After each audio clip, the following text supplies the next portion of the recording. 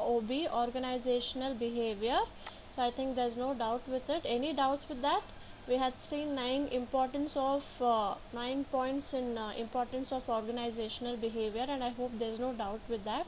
So today we'll see with scope of organizational behavior and determinants of or factors determining the organizational behavior.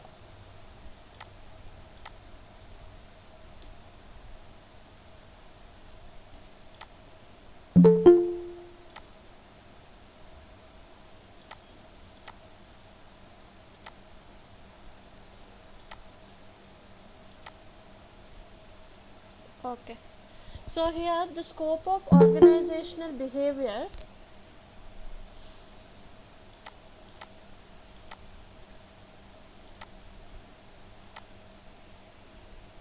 So here when I say scope of organizational behavior, the scope of organizational behavior combines three different concepts. Okay. Together we call that as scope of organizational behavior. So we'll see one by one what are those. One is individual behavior, next is inter-individual behavior, then group behavior. So these three determinants will decide or will determine the scope of organizational behavior. So first we'll see with individual behavior. So here individual behavior means it will include the concepts like, or it is a study of individual's personality, individual knowledge, individual's outlook, individual's overall job satisfaction level, individual's inspirations, individual's dedication towards the work. So how dedicated they are towards the work, how they are reacting to each and every situation that comes in the organization, then how they will implement their knowledge in the work. All these are the factors that determines an individual behavior in the organization. So here basically in the study of individual behavior, the employees here will interact with each other so that they will get to know each and every individual's personality here, how they behave. Each and every individual's behavior towards the organization can be known when they interact with each other. Okay. So best example we can give here is in the interviews that you face in the when in the companies. Usually why they do interviews, so that they get to know what you are in person, right? So here they basically by doing an interaction, by asking questions, by doing a communication with the candidates, here whoever is taking the interview will try to extract and gain the information about that particular person, and also get information about what are the extra skills or what are the extra knowledge that a particular person has or the candidate has, which is not mentioned in the resume, right? So that is why this interview process takes place. In resume we'll only get to know what are their achievement, what are the education that they have completed. All such aspect will be known in the resume, but when we do a one-on-one interaction, it is only then we'll get to know how that person is, and how their behavior is, how their attitude is. So when we do a personal interaction with the candidate, it's only then we'll get to know, and also we'll get to know what are the extra qualities or extra skills that the candidate is having, which is not mentioned in the resume. That is why in having an interaction with each other to study about them plays a very important role here. So that is your individual behavior. Next comes inter-individual behavior. So here inter-individual behavior is, it is a communication that happens between the employees and employees, employers and employers, and then employees and employers. Okay. So the inter-individual, in order to understand the inter-individual behavior of a individual and also in group, so they will doing this communication process. So basically an inter-individual behavior is the study which is conducted through communication. It is a study which we conduct or a manager would conduct to study the communication between the employees and amongst the employees so that we'll get to know how basically they will be projecting a group behavior here. Okay, so and also here when we say in inter-individual behavior, so this can also be done with communication with employees and the subordinates. So when we do that kind of study, we will get to know what each and every individual has an perception, or it will help us to understand each individual's leadership quality, and then group dynamics, group conflicts, and how what are their strengths, what are their weaknesses. All these things can be known when we do a inter individual behavior study in the organization. So best example we can give is the meetings that happens in the organization. So each and every employee or the subordinates will put forth their opinions, their suggestions, so that best course of alternatives can be chosen from the suggestion or the opinions given by each and every employees in the organization. So basically what is happening here, they are trying to bring up the leadership quality that an individual is having in the organization. Okay, so this is your inter individual behavior. Next comes group behavior.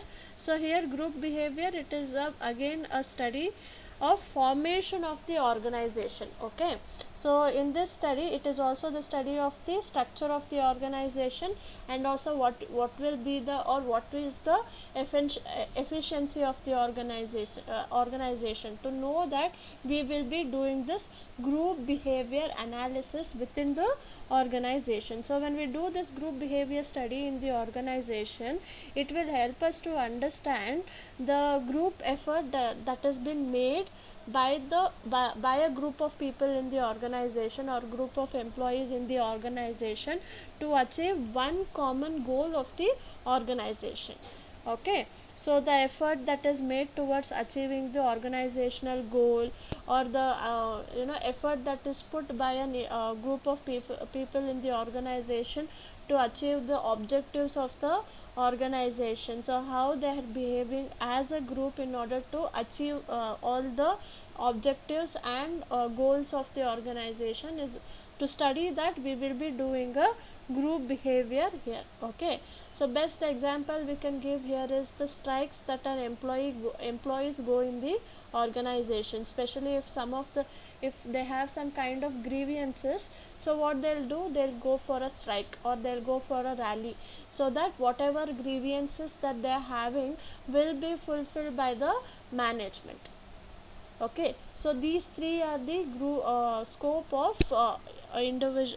organizational behavior, that is individual behavior, inter individual behavior, and group behavior.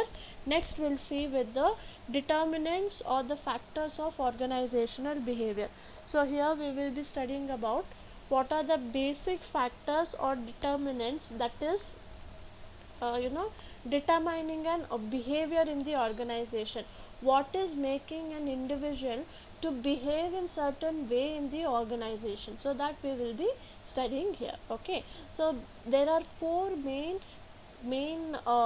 determinants or the factor that will influence the behaviors in the organization. So the first is people, structure, technology, and environment. So we'll study one by one what are these determinants. Okay, so the first is people. So here when we say people, see, not everybody will have the same mentality in the organization. Their personality will differ from person to person, the characteristics will differ from person to person, the skills and quality that an individual will have will not be the same with the other person, and also the interest that they have towards the work, it might be, or learning it might be, or motivational factors it might be. So it will also differ from person to person, and also the beliefs, the values, the regional background that they have also will differ from employees to employees in the organization. So this will affect the organization, or it will make the changes in the behavior in the organization. Why? Because of this personal attribute changes. Okay, when the personal attribute changes occur, obviously this will make the differences in the organization. So here people and in the or employees in the organization will strive to work differently in the organization. Okay, so in order to maintain and also in order to keep an healthy relationship in the organization, what good and healthy environment in the organization, what a manager has to do in the organization, he should make sure that all the employees in the organization are treated equally without any biasment. Okay, it's very important that irrespective of what background they have, irrespective of what personality attributes they have, a person or an employee in the organization should be not judged on that. Each and every employee in the organization, subordinates in the organization should be treated equally, so that the employee will have that zeal and also the employee will be committed towards the work, because why he is giving he has been treated equally in the organization. So that is one major factor that contributes towards organizational behavior. Okay, so next, second is structure. Structure is nothing but the layout or the design of the organization. So we know how from top level to middle level to lower level, how the designation changes, how the responsibilities changes, how the work pattern changes, how the working class also changes. All this comes under the structure of the organization or the design of the organization. So here when we say structure of the organization, it is the construction and the arrangement of the relationship within the organization, and also the strategy that has to be implemented for the each level of the organization, so that they work better for the organization in achieving one single goal, and also a goal and objective, and also uh, how the authority will from levels to levels. All this factor will determine the structure of the organization. So when we say structure of the organization, some of the concepts that get involved in the structure of the organization might be hierarchy of the authorities, that is from top level to middle level to lower level, and also division of labor it might be. So division of labor might be based on the experience that they have, qualification that they have, skills and qualities that they have. Based on that, the division of labor will be done, then specialization, then standardization. All this complexity, all this will determine the structure of the organization and how this structure has to be framed in the organization. So once that bifurcation is done from top level to middle level to lower level, that itself will give a behavior in the organization. Each and individual will not react in the same way, so that will also determine the organizational behavior here. Next comes the technology. So technology is nothing but the implementation of the scientific knowledge that the manager or the higher ups will have in the organization, which they put in forth for the practical usage. Okay, so we know that technology is not a constant process, so it will be updating every now and then. So when the updation happens, obviously updation not just happen with the technology alone, the updation also happens with the employees as well. So when this kind of technology enhancement as happen in the organization, an effort has to be put so that the employees also get equipped with the updated technologies. So that is why when the updation is happening, when the enhancement is happening, then obviously the behavioral pattern of individual, group, and also the structure of the organization will change. So when this happen, obviously the organizational behavior also will change. Okay, so this is regarding the technology factor. Next comes the environment. So environment also plays a very important role here. So what kind of environment that a manager is giving to the employees, or higher ups are giving to the employees, will determine the overall organizational behavior. So when we say environment, environment can either the effect on the of the organization can either be in the form of internal environment and also external environment.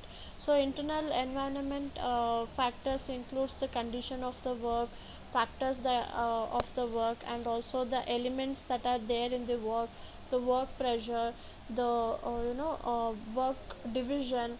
All these factors will determine the internal environment, whereas the external activities mainly will come with the the political influence or the political pressure that an organization will be having, the competitive risk that an organization will be having, the market change, the fluctuation of market, that also will determine the external factor.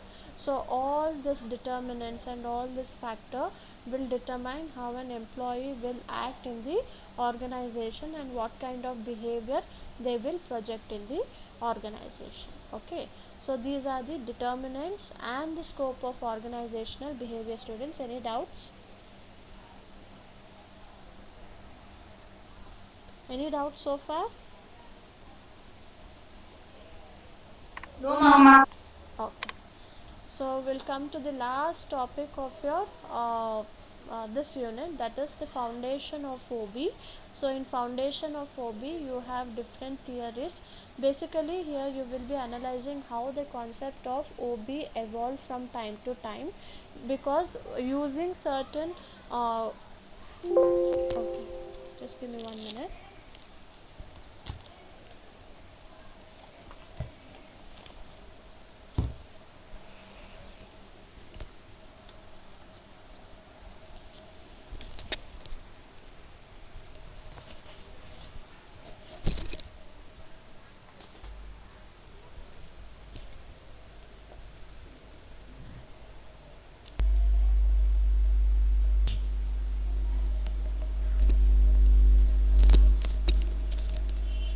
Okay, so like I was saying, so here basically you will be studying how the concept of OB evolved, because we, from the definition part, we are studying that OB is a field of study.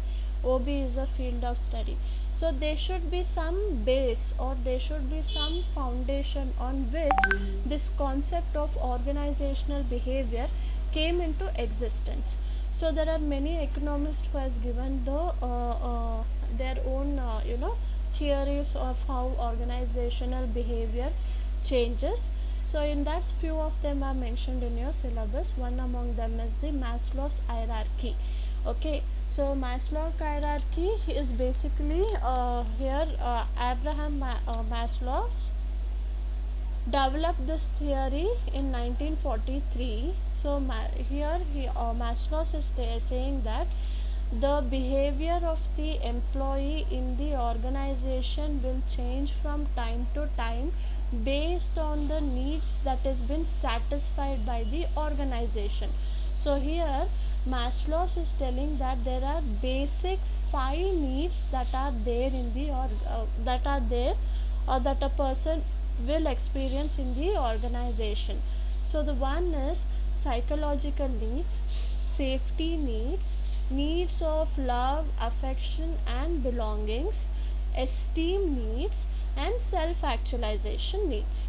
So here Maslow is saying that only after one need is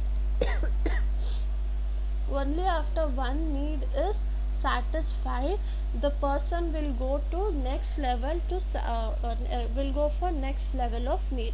So basically what he is saying here, once the psychological needs are satisfied, it's only then the employee will go to safety need.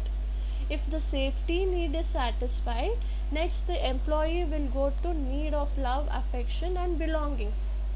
So like that, from employee will they start from very basic necessity or needs to the extreme end. Okay, so here Maslow's proposed that human attempts to satisfy their needs beginning with the most basic and do not move ahead for more complex needs until satisfying the basic needs first. Okay, so every human being will first try to satisfy the basic needs Once that basic need is satisfied, that is, it might be the psychological need or safety need. So once that need is satisfied one by one, it's only then the human will go to the other next level of need. Without that, an employee will not, you know, go ahead until the basic needs are satisfied. So likewise, here Maslow is saying that there are 5 needs, basic needs. One is psychological need, safety need, need of love and affection and belongings, esteem needs, and self actualization need. So in this image you can say it is in the form of hierarchy, or it is in the form of triangle. So you can see here,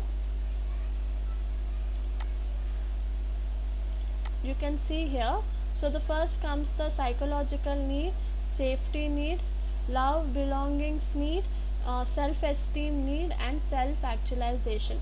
So here Maslow is saying that only after completing one need, from starting from the basic, an employee or a human will go to satisfy the other needs. So this is what we call as Maslow's hierarchy need, where he is starting from the very basic need and he is going higher satisfaction level, that is the self actualization level. Okay, so we'll see one by one what are those. So first is the psychological need. So psychological need is nothing but the biological need that each and every individual would be needing. Okay, so this consists of need of oxygen, it might be food, it might be water, it might be an healthy life, it might be, or sleep, it might be, or having a proper temperature, it might be. All these are the basic necessity that an individual would be needing in the organization. If any of the one basic need, or if a person is depriving of any one of the needs, then he will not be satisfied with the whole psychological need. So unless and until he is satisfied with all the basic needs that is required, or that is there in the psychological need, that is the biological need, it's only then he'll go to safety need. Okay, so that is what we call as psychological need here. Okay, here it might be the water that he would be needing to survive, or food that he would be needing to survive, or oxygen that he would be needing to survive, or a healthy sleep, or food, healthy food, or good body temperature. All this basic to basic factor is what determines the whole psychological factor. So once the psychological factor is satisfied for a human, then he'll go to safety need. So we'll see what is the safety need here. So once the psychological needs are satisfied, and once he believes that okay, he should not put any kind of extra effort in order to get that or satisfy the psychological need, the next need would be the safety need. So safety need for here means the security that each and every individual would be anticipating, okay, or will be eagerly waiting. Okay, a safe and secure life. So that is what the safety need is all about. So here adults have very little awareness about their security needs except in times of emergency, right? So we will not know what is the importance that an safety or a secure life would be unless we are put in that situation. So here when we say safety need, it might be the house, or it might be the savings, or it might be a secured life, or it might be a safety life, a roof over your head. So all this comes under your safety need, where a human being is trying to make sure that he is securing his life, he is making sure that no harm will come towards him.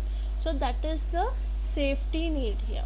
So once this safety need is satisfied, next he'll go to the next level, that is the love and belonging, needs of love, affections, and belonging. So once the psychological need has become constant, Once this safety and secure needs have become constant for an employee, next or a person, next a human being will strive to get a companion in his life. Okay, so once the all this first two basic needs are satisfied, the next need or the next class of needs would be the love that the particular person would be needing, or an affection that a particular person would be needing, or in order to avoid any kind of loneliness, or any kind of in order to feel that he is secure, or in order to feel that he is loved, so he will go in search of a companion here. So that is what we call as love and belonging needs here. Okay, so here giving when we say need of love, affection and belonging, so this involves both giving and receiving of love, affection and a sense of belonging from one person to another person. So this is important, where this level is important. Why? Because here a particular human being or a particular employee will have somebody for a support, will have somebody to look upon when he is feeling lonely. Okay, so that is what we call as need of love, affection and belongings. So first the psychological level is done, safety level is done, love and belonging level is done. Or when all these basic three levels are satisfied, next a human being try to achieve the self esteem need. Okay, so the need of esteem can become a very dominant factor here. Why? When a person is secured, or when a person is feels that he has all the basic necessity that he has, next he'll try to make sure that he has a self esteem factor within him. So this involves needs for both self esteem and also for the esteem a person gets from the other person. Okay, so here a person here would be not just be trying to give respect to other, but also he will be trying to take respect from the other people. So here he will be trying to be try to be a stable person, firmly based, high level of self respect will be expected, and also he will make sure that he will respect the other person as well.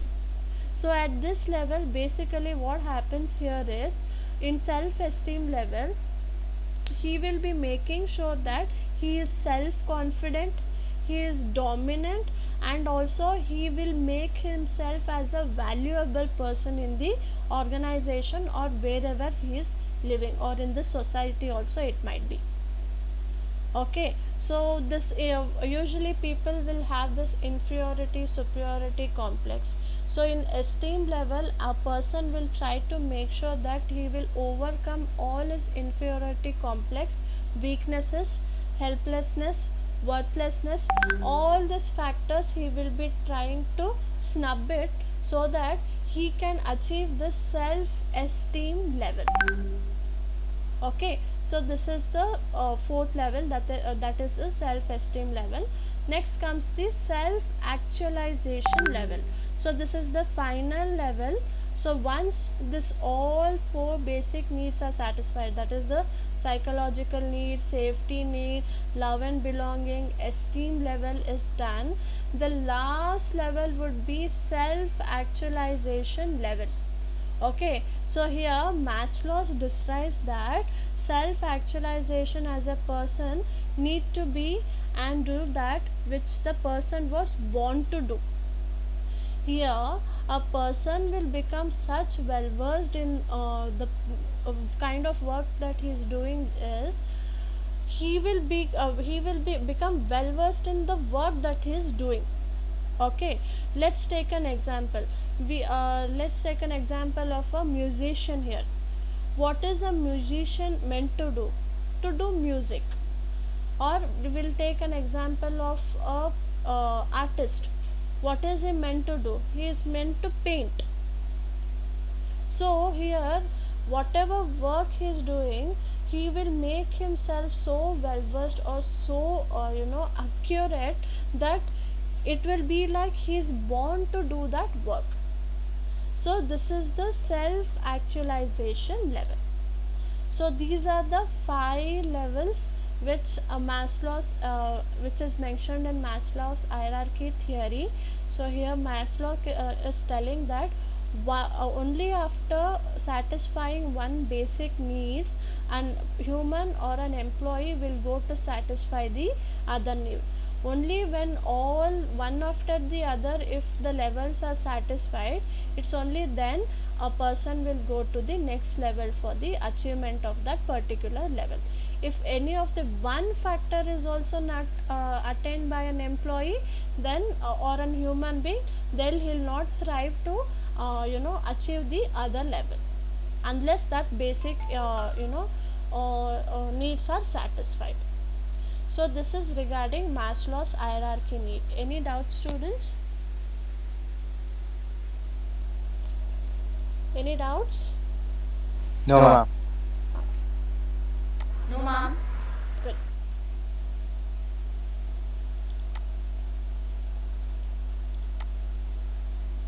Okay, we'll end it here. Okay, I think time is up, right? Okay, I'll enable the chat option now, students. You can drop your full name. Okay, drop your full name and you can exit the class. We'll meet in the next class. Please drop your full name.